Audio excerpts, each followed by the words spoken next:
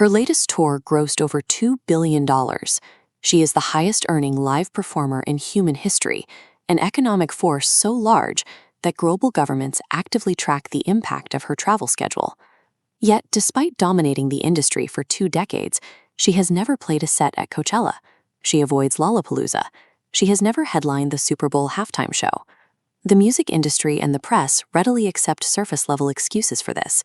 They write it off as an endless series of scheduling conflicts, competing beverage sponsorships, or a desire to support her partner from the stands. But those explanations ignore the actual mechanics of her career. What she is executing is a massive exercise in artificial scarcity, the economic practice of deliberately restricting the supply of a product to increase its market value. She turns down the biggest stages on the planet because she strictly controls her own supply. Refusing to participate in these shared cultural events consolidates her leverage, making her independent brand worth far more than any individual performance check. Take Coachella. She was there in 2026. She and Travis Kelce spent weekend one in the VIP area, dancing and watching sets. And by simply standing in the desert as a silent fan, she generated more global headlines than most of the artists actually holding microphones. Her absence is not due to a lack of invitations or connections.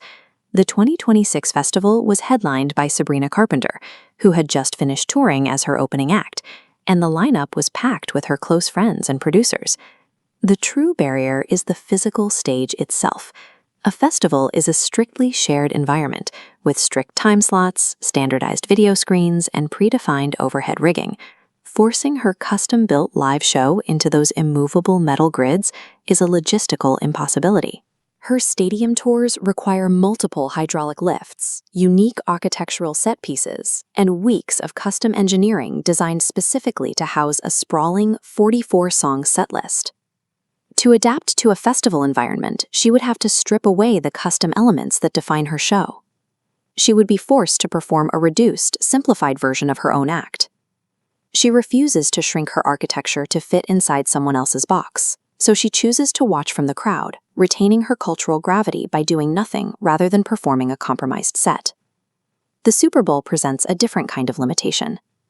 The NFL and Rock Nation, who produce the halftime show, have made repeated public and private offers to secure her as a headliner. But the halftime show operates on a highly specific contract. The league pays to build the stage and cover production costs, but they do not pay the artist a performance fee. There is no royalty check, and there is no cut of the surrounding broadcast revenue. For 50 years, artists have eagerly accepted that $0 baseline. The trade-off is massive global exposure, which translates to immediate spikes in streaming royalties and ticket sales the very next morning. This chart compares the hundreds of millions of dollars the NFL generates in advertising revenue during halftime against the $0 paid to the performer. She knows the exact ratings draw her appearance guarantees, and she refuses to surrender that leverage for free. For years, she had a secondary, principle-driven reason for avoiding the game. She explicitly refused to broadcast her catalog to 100 million people, while her original master recordings were still owned by rival music executives. But even now, with the re-recording process complete and her early catalog reclaimed, the Super Bowl stage remains empty. The holdout continues because her financial terms remain unmet. Until the NFL abandons its reliance on the free exposure model, she stays away. She has reached a massive scale where exposure alone is no longer an acceptable form of currency for her business. By continually rejecting the Super Bowl and Coachella, she has manufactured the rarest commodity in celebrity culture: absolute scarcity. Because you cannot catch a cheaper, condensed version of her show at a summer festival, your only option is to buy a ticket to her tour. She dictates the ticketing, controls the venue, and owns the entire physical environment. But this relentless control draws heavy criticism.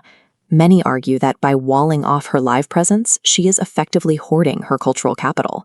Music festivals act as massive public squares, and her refusal to step into them denies the broader public a unifying communal experience. We expect our biggest icons to occasionally share those spaces. Beyoncé delivered a historic set at Coachella. Fence gave the world a legendary halftime show in the pouring rain. They met the culture where it naturally gathered.